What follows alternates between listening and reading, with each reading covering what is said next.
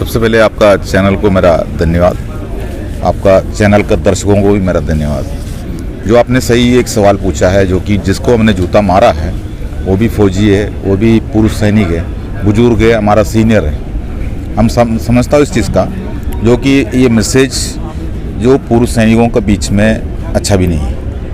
लेकिन एक बात मैं आपको कहना चाहता हूँ, हमारा सेना में भी होता है, सेवारत सैनिकों के बीच में भी होता है कुछ लोग जो चमचा बन जाता है, चमचा ही बोले उसको, लेकिन उनके लिए कवच होता हुआ, क्योंकि वो अफसरों का कवच के साथ में किया जाता है।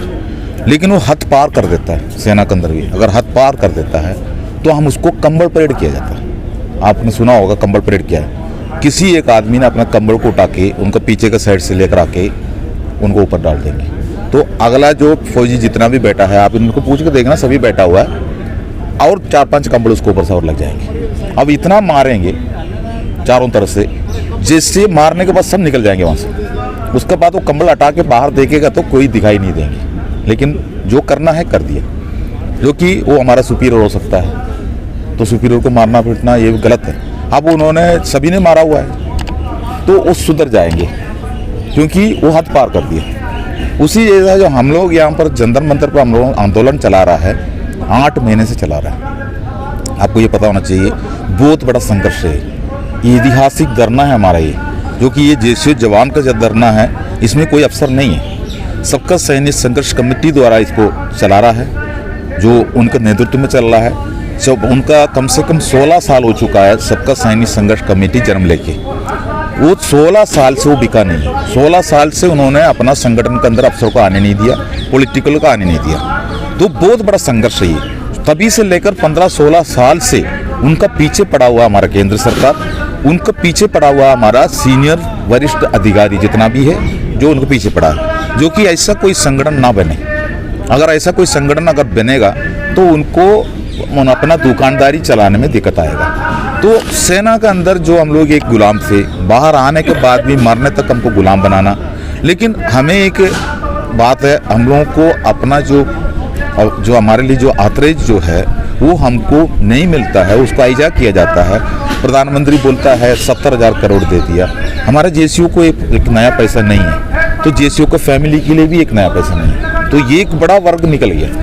उसके बाद जो 2014 का जो बाद 2017 का बाद जो पेंशन हुआ है, मतलब जो हमारा OROP जो हमारे लिए लागू था 2019 से हमारे लिए लागू है, 2019 जुलाई से, तो 2018 का बाद जो भी पेंशन हुआ है, उनका जो भी पेमेंट है, जो भी पेंशन है, उस पेंशन को 2018 का पीछे वालों को देना है। तो ये एक बड़ा वर्ग 2018 से लेकर अभी 2023 तक उनके लिए भी कुछ नहीं है, मतलब नियम है, उसके लिए कुछ नहीं है। आप सर हमेशा अफसरों पे ही निशाना साधते हैं, क्या वो अफसर आपके भाई नहीं है? क्या वो आपके साथ सेना जॉब नहीं करते? तो क्या आप वहाँ पे भी ऐसा ही करते रहेंगे क्या सर? नहीं, हम अफसरों से नाराज नहीं है। अफसरों ने हमारे ऊपर बना के रखा हुआ जो पॉलिसी जो है, हमारे ऊपर लगा के जो पॉलिसी लगा के उन्होंने गुलाम बना कर रखा है, उसके पीछे हम नाराज है। जो कि जो कानून में लिखा है, मान लो भारत सरकार हमको सेना के अंदर जाता है तो हमको वर्दी भी देता है, खाना भी देता है, रहने की सुविधा भी देता है, ये सब टैक्स पेयर का पैसा से सरकार ने हमको दे रहा है।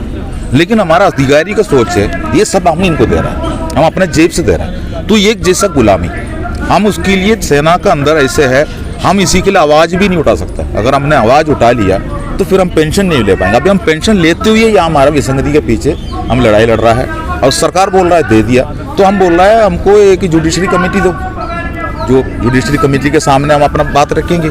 लेकिन जुडिशरी कमेटी हम इस जो सरकार क्या करता है, कमेटी बनाता है, उसमें फिर अधिकारी को लगाता है। अब वही अधिकारी से हमने पूरा सेवा करके आया हुआ, अब मरने तक हमको उन्होंने गुलाम बना। क्या मांगे उस जो कमेटी में कौन लोग होने चाहिए, कौन होना चाहिए?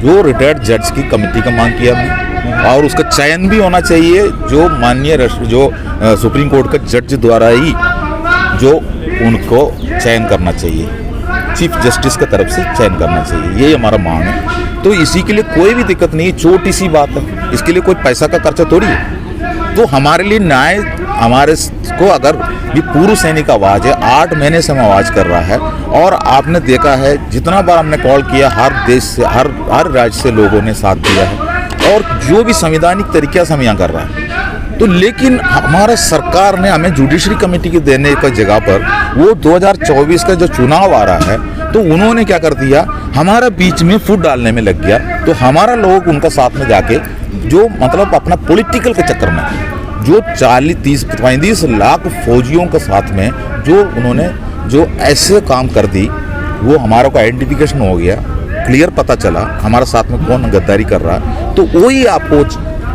कल आपने जो देखा है वही परेड थे वो, जो कि विरोध करना जंतर मंतर में मैंने भी देखा 8 महीने से। बहुत मंदिरों का पुतला भी फूकते थे, काला झंडा भी दिखाते थे, ठीक है, जूता भी परेड होते थे, ये हमने देखा इसके अंदर।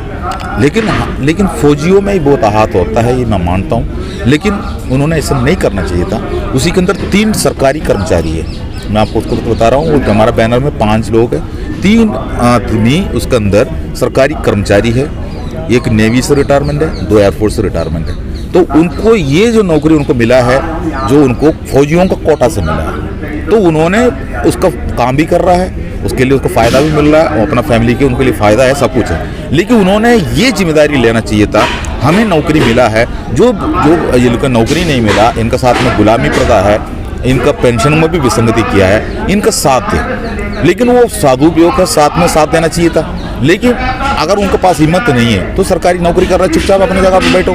अब छुपा चोरी पार्ट टाइम में इधर आ जाता है, अपना उपस्थिति रजिस्टर में दस्तखत तक नहीं करता है। लेकिन जो सरकार के साथ में मिलके, हो सकता है उनको प्रमोशन मिलने वाला बात होगा, कोई ना कोई वो होगा उसको, लेकिन वो किसका साथ में गद्दारी कर रहा है? उनके लिए सब सुविधा मिला है, तो दूसरा जगह पर कोई इस जैसा करना नहीं चाहिए। मतलब आपका कहना मतलब ये है कि वो आपके साथ गद्दारी कर रहे थे?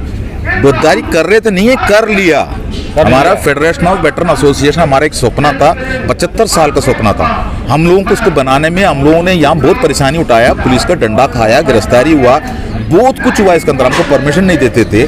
मैं आपको बता रहा हूँ, हमारा इस मुहिम को तोड़ने के लिए कई बार लगे थे सरकार की तरफ से हमारे ऊपर, कई बार, वो क्यों हमारा अफसर उसके पीछे लगे हैं। आपने जो सवाल पूछा है अफसरों से नाराज किया, अफसरों से नाराज नहीं है, हर अफसर गलत नहीं है, लेकिन अफसरों में एक यूनिटी है, वो एक है, उनके पास कोऑपरेशन है, वो एक है।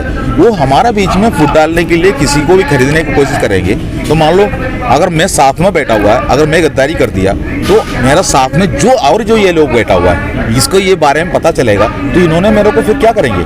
मेरे घर पे आके तो वो मेरे को पिटाई तो नहीं करेंगे, लेकिन वही करेगा संवैधानिक तरीका से, जो बैनर बनाएंगे उसके ऊपर जूता मारेंगे। वही तो किया है जो होना नहीं चाहिए था, लेकिन उसके लिए उन्होंने खुद ही मांगा है, खुद ही किया है। अब ये एक फेक वेटरन एसोसिएशन का जो चुनाव हुआ था, आपको ये भी पता होना चाहिए, 24 तारीख को हमारा फेडरेशन का चुनाव ऐसे होना चाहिए था, पहले उसका रजिस्ट्रेशन, एक तो संगठन अगर बन गया तो पहले उसका रजिस्ट्रेशन होता है, और रजिस्ट्रेशन होने के बाद भारत सरकार का लिस्ट में आ जाएंगे वो ऐसे एक संगठन, फिर उसको चुनाव होता है। लेकिन रजिस्ट्रेशन की जरूरत नहीं है, चुनाव कर दिया और उसके बाद एक आने जो हमारा अफसरों का साथ में जो बना हुआ संगठन जो है वो लोग बैठ के बना रहा है, बता रहा है। फेडरेशन का तो OROP दिलाने के लिए होता है, वो सिर्फ OROP दिलाना उन पे काम है, कोई ज़रूरत नहीं है उसका रजिस्ट्रेशन का, जो अंध हो जाएंगे। लेकिन हमारा मुहिम क्या है, हम जैसे जवान का अपना खुद का एक संगठन बने, 75 साल से नहीं हो पा रहा था, इस बार हमें उसको मंजिल तक पहुंच रहा था, तो उसी को एकदम फेक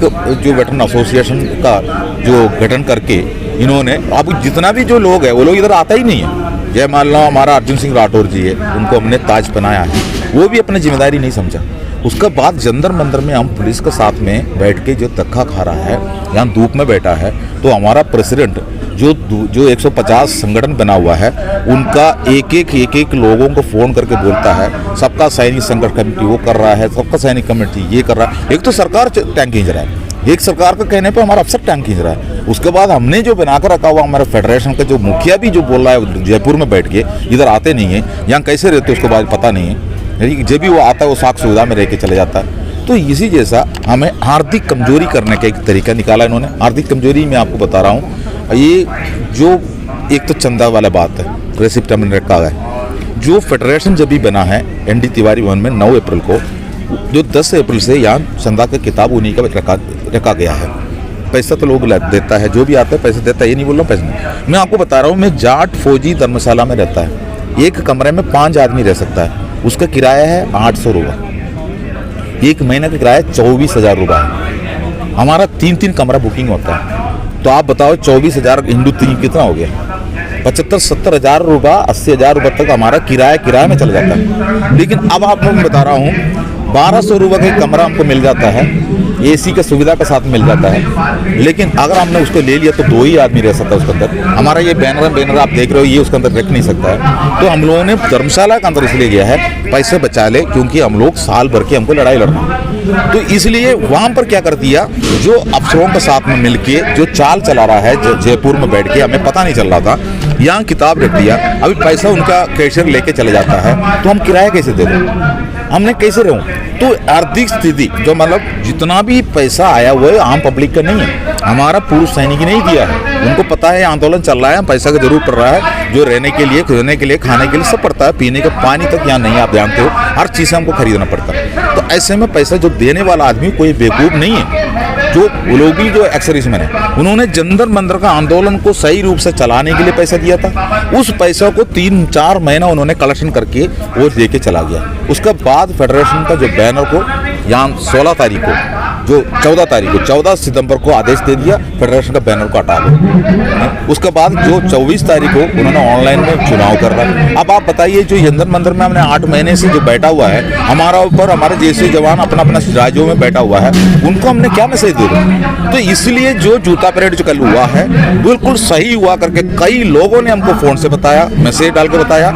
लेकिन जिसको जो दुख हुआ होगा, धक्का हुआ होगा, ये नहीं बोल रहा हूँ, जिसने उस व्यक्तियों जो भी है गलत किया भी होने से, वो कभी भी मन के अंदर ये नहीं सोचेंगे जो हमारा बेइज्जती हो। वो अपना अच्छाई के लिए किसी जगह से उन्होंने उन्होंने अगर सौदा किया है, ऑफर के साथ में सौदा किया है, तो वो इज्जत के लिए किया है। कि क्या रणनीति रहेगी, क्या किस तरह से आपने, क्योंकि जिस तरह से आपने कहा ने कहा सौदा का निकला है, आगे किस तरह से अपने आंदोलन को ले जाएंगे? हमारा आंदोलन जारी रहेगा। हमने सुप्रीम कोर्ट का 3 जज का मांग किया है, सरकार हमको 3 जज का जो कमेटी बनाने के लिए हाँ करे, दे दे।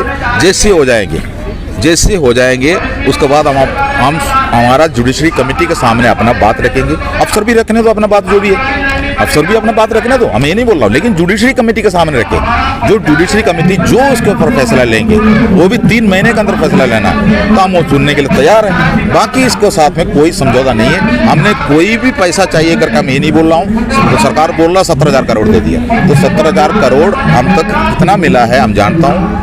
जो हमारा विधवा पेंशन हो या हमारा सर्विस पेंशन हो, हमारा डिसेबिलिटी पेंशन हो, हर चीज़ में हमारे साथ में भेदभाव है। अफसरों की तुलना में जो परसेंटेज हमारा नहीं जोड़ता है, हमारे साथ में हाईजैक किया है, इसके पीछे गुमराह किया है इसके पीछे। इसलिए हम लोग इस देश की सेवा की है। हमने कोई ऐसा नहीं है जो हम लोग ने ऐसे करके आया, हम टाइम पास करके आया, वो हमने सेवा करके आया है, ठीक है, टाइम पास करके नहीं आया।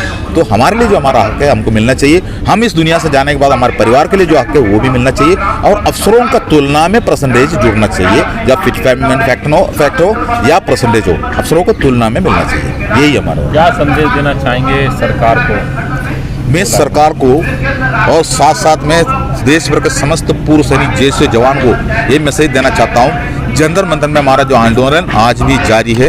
आज 225 दिन हो चुका है, 8वां महीना चल रहा है। आप लोग जंतर मंतर पर जैसे हमने बड़ी कॉल करेंगे, तो जंतर मंतर पर आने का जो आप लोग तैयार रहिए। और मैं सरकार से भी विनती कर रहा हूँ, हमारा छोटी सी मांग है, जो एक जुडिशरी कमेटी आप हमारे जुडिशरी कमेटी हमें दे दीजिए। हमको आने वाला टाइम पर हमारा विसंगति जो भी परेशानी है, हम अपना जुडिशरी कमेटी के सामने रखेंगे। जय हिंद, वंदे मातरम, भारत माता की जय। अभी नहीं तो कभी नहीं।